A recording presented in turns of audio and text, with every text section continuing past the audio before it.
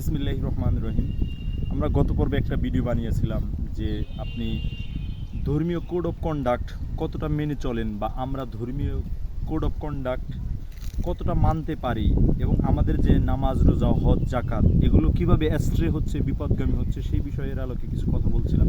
আজকে তারই একটু এডিশন করতেছি, সংযোজন করতেছি। আপনারা সকলেই জানেন আজকে দুনিয়ার ভিতরে একটা ম্যাটেরিয়ালিস্টিক ভিউ এই স্কেলে ছড়িয়ে পড়ছে যে মানুষ সব চিন্তা চেতনা বাদ দিয়ে চিন্তা করে কিভাবে সম্পদ অর্জন করবে, কিভাবে সম্পদকে আরও বাড়ানো যাবে, সেই চিন্তা চেতনা। যার দেখবেন আজকে 10 লাখ টাকা আছে বা 5 লাখ টাকা আছে, সে চিন্তা করে এই টাকাকে কিভাবে ইনভেস্ট করে, কিভাবে 2 নাম্বারই করে এই টাকাকে কীভাবে 20 লাখ করা যায়, 30 লাখ করা যায়। অর্থাৎ দুনিয়াটা একটা আবহের মতো সৃষ্টি হয়ে আছে।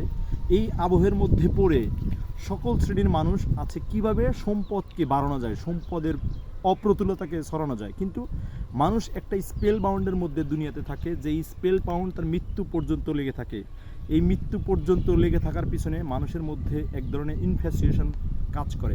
ইনফ্যাসিয়েশন শব্দটা যদি আমি একটু ব্যাখ্যা করি তাহলে দেখবেন প্রেমিক প্রেমিকা যখন অ্যাফেয়ার করে, ইউনিভার্সিটি, কলেজ বা বিশ্ববিদ্যালয়ে যখন লেখাপড়া করে, তাদের মধ্যে এক ধরনের এনচ্যান্টমেন্ট হয়, স্পেল বাউন্ড হয়। সেই স্পেল বাউন্ডের কারণে একজন আরেকজনের সাথে টাই হয়ে থাকে। পৃথিবীটাও এরকম যে আপনি দুনিয়াতে যতদিন থাকবেন ততদিন একজন আরেকজনের মোহে পড়ে থাকবেন এবং সেই মোহটা থাকবে সম্পদ কেন্দ্রিক। আজকে দেখেন আমরা মানে 5 ওয়াক্ত নামাজ কালাম পড়তেছি, চোখে কপালে মানে দাগ পড়ে গেছে, কিন্তু দেখবেন ওই ব্যক্তি বিভিন্ন কুকর্মের সাথে জড়িত আছে। কুকর্মগুলো কীরকম? যেমন ফাইল ঠেকিয়ে টাকা অর্জন করা, বা আপনার সাবঅর্ডিনেট যারা আছে তাদের সাথে মানে খুব ধরনের রুড আচরণ করা, তাদের সাথে খারাপ আচরণ করা, এই সমস্ত কাজগুলো করতেছে। আবার আরেকজনের সম্পদ কীভাবে ভক্ষণ করা যায় অবৈধ, ইললিগ্যাল ওয়েতে, বিভিন্নভাবে সম্পদ কামাইয়ের যে প্রতিযোগিতা, সেই প্রতিযোগিতার মোহে মানুষ এতটাই অন্ধ হয়ে গেছে যার কারণে সমাজ বিচ্যুত হয়ে গেছে। সমাজের যে ট্রেন্ড, সেই ট্রেন্ডের বাইরে চলে গেছে মানুষ। আজকে ম্যাটেরিয়ালিস্টিক ভিউ পয়েন্ট থেকে দেখলে দেখবেন সম্পদের পাহাড় পরিমাণ মানুষ অর্জন করার চেষ্টায় এই পরিমাণ নির্লিপ্ততার মধ্যে রয়ে গেছে, যেটার থেকে বের হওয়া মানুষের জন্য খুবই কঠিন হয়ে দাঁড়াচ্ছে। অর্থাৎ আপনি 5 ওয়াক্ত নামাজ পড়তেছেন, আপনি ইসলামিক গুণগানের কথা বলতেছেন, ইসলামিক ভিউ পয়েন্টের থেকে কথা বলতেছেন, কিন্তু আপনি সুদভিত্তিক যে অর্থনীতি, সুদভিত্তিক যে কাঠামো, সেই কাঠামোর মধ্যে এনগ্রোজড হয়ে আছেন, আপনি নিমগ্ন হয়ে আছেন, সেখান থেকে আপনি বের হতে পারতেছেন না। আপনার দ্বারা মানে যতই ভালো কাজ হোক, আপনি দেখা যাচ্ছে আপনার বয়স 65, 70, এমনকি 80-র কোঠায় গেছে, এখনও আপনি সুদভিত্তিক কাজ থেকে বের হতে পারতেছেন না। এর কারণটা হলো একটাই, আপনি সম্পদ যেভাবে অর্জন করেছেন সম্পদ সেভাবে ব্যয় হচ্ছে। অর্থাৎ আমরা সকলেই জানি যে ইল গট ইল স্পন্ড কেন বলা হয়? এটা বলা হয় যে আপনি যদি পাপপূর্ণ ওয়েতে, পাপপূর্ণভাবে যদি টাকা উপার্জন করেন তাহলে সেগুলো আপনার পাপপূর্ণ ব্যয় শেষ হয়ে যাবে। আপনারা যদি লাল সবুজ ছবিটা দেখে থাকেন তাহলে আমার এই কথাগুলো আপনি বুঝতে পারবেন। আমি যেই নিরিখে আজকের ভিডিওটা করার চেষ্টা করতেছি সেটা হলো যে আপনি যদি কুকর্ম, আপনি যদি অন্যায়, আপনি যদি ধর্মীয় বিরুদ্ধাচারণ করে বিভিন্ন সম্পদ অর্জন করেন, সেই সম্পদ আপনার ওই পথেই আসতে হবে।